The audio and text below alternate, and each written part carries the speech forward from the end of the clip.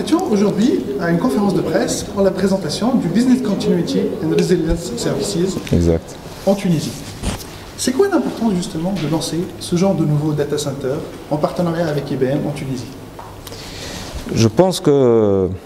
Nous sommes convaincus, nous IBM, que la Tunisie et la région a atteint un niveau de maturité au niveau des besoins d'informatique et traitement des données qui nécessitent ce genre d'offres. On n'est plus au niveau des ordinateurs de base pour le traitement des applications. Maintenant, on rentre dans le monde des données. Comment protéger les données, comment les mettre à disposition, comment faire face à tous les imprévus, autant que possible, bien entendu, qu'ils soient d'ordre sismique, qu'ils soient d'ordre climatique, qu'ils soient d'ordre sociaux. Donc, nos clients en Tunisie notamment, banques, secteur télécommunications, secteur privé et public, nous ont réclamé ce genre d'offres mutualisées qui à la fois offrent l'avantage de la haute disponibilité, de la continuité des services, mais aussi à des prix plus avantageux et des offres mutualisées entre plusieurs clients en assurant toute la confidentialité, la sécurité et tous les éléments de base pour faire de cette offre une offre aujourd'hui comme elle est offerte de partout dans le monde, notamment dans les pays les plus avancés technologiquement. C'est excellent. Justement, donc, je veux rebondir par rapport à une information. C'est qu'en 2011, IBM a choisi la Tunisie comme siège régional pour son activité en Afrique. Pourquoi ce choix? D'abord, c'est un choix dont nous sommes très fiers, nous Tunisiens, parce que 2011, c'est l'année de notre révolution.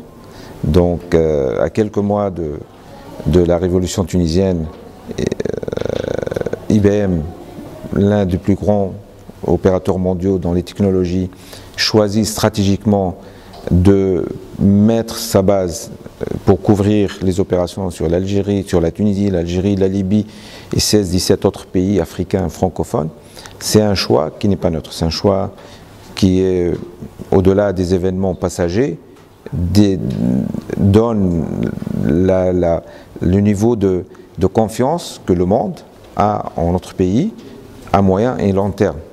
Donc ce ne sont pas des décisions qui se prennent pour l'année ou pour les 2 ans, c'est des décisions qui se prennent pour des décennies. IBM est en Tunisie depuis 1947. Donc aujourd'hui, rebondir pour qu'on ne parle plus de la Tunisie en tant que pays, mais de toute une région, c'est aussi une phase nouvelle que le géant mondial de l'informatique et des services informatiques donc, se lance à travers, matin lance dans notre pays, quoi. Excellent. Justement, donc, les hommes et les femmes qui font IBM Tunisie et un peu régional, juste exportent le savoir-faire tunisien avec IBM vers ces pays-là. Exactement, exactement. C'est l'un des objectifs lorsqu'on s'est vu confier cette mission qui nous honore et qui nous aussi, elle a son côté bien servir.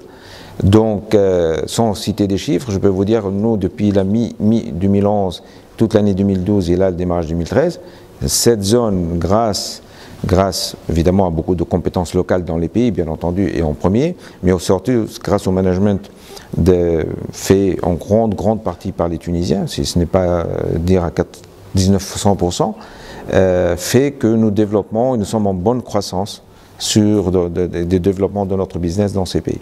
Donc oui, nous basons toute cette évolution sur les compétences des Tunisiens et des Tunisiennes, dont beaucoup nous les avons embauchés depuis, et puisque là nous sommes totalement convaincus que la valeur ajoutée ne vient que par la qualité des hommes et des femmes qu'il a créé, quoi.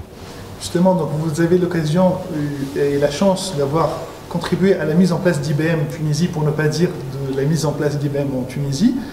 Le regard que porte IBM par rapport à la Tunisie, par rapport au potentiel de l'Afrique vu par les portes tunisiennes. Excellent. D'abord, comme je viens de le dire, le choix de la Tunisie comme headquarter pour l'Afrique du Nord de l'Est et en soi donne une idée sur ce que pense IBM et ce que pensent les grandes institutions technologiques internationales par rapport à la Tunisie. Alors, il faut le reconnaître, ce n'est pas quelque chose qu'on fait d'aujourd'hui, de demain. C'est basé sur un passé, c'est basé sur quelque chose qui s'est construit en Tunisie depuis des années et des décennies, sur une qualité de ressources humaines, hommes et femmes, qui existent en Tunisie, sur la maturité du marché tunisien auquel nous sommes arrivés. Donc tout ça fait que IBM a bien tenu compte, mais bien entendu IBM n'était pas le seul, la Tunisie n'était pas le seul pays prétendant, que vous pouvez l'imaginer. Il doit y avoir d'autres pays qui ont souhaité aussi prendre cette mission. Donc ceci ayant été fait, aujourd'hui, ça vient en même temps qu'un programme très vaste de développement d'IBM en Afrique. D'IBM en Afrique, qu'elle soit francophone ou anglophone. Nous, IBM, nous avons un plan qui a démarré en 2011 aussi. Il ne fait pas partie du Spring, Arab Spring, mais qui accompagne en même temps, c'est venu, les choses se bousculent. IBM lance un programme stratégique de développement de l'Afrique parce que nous sommes convaincus, nous IBM, que le futur, c'est l'Afrique. Le développement pour les 10-20 prochaines années, c'est en Afrique. Que l'Afrique, c'est la dernière frontière pour la croissance forte dans notre monde. Que les choses vont énormément évoluer. Donc c'est pour ça qu'aujourd'hui, il y a beaucoup d'investissements, il y a des programmes au sens, à tout point de vue, sur le plan technologique, sur le plan des expertises, sur le plan des ressources, qui sont en train de se développer en Afrique et plus particulièrement aujourd'hui dans notre zone à nous, Nord-Ouest Africa. Excellent. Dernière question pour finir. Donc, aujourd'hui, le secteur financier veut que la Tunisie devienne la Suisse, justement, pour la région. Le Singapour aussi, on le dit parfois, de la Méditerranée. Est-ce que la Tunisie peut être une capitale de data center et de technologie par rapport à la région? Nous pensons oui, et nous le souhaitons, et nous agissons pour qu'elle le soit. Je pense que ça dépend que de nous, nous Tunisiens, nos structures, publiques ou privées, des jeunes qui vont faire l'avenir, qui vont construire cet avenir.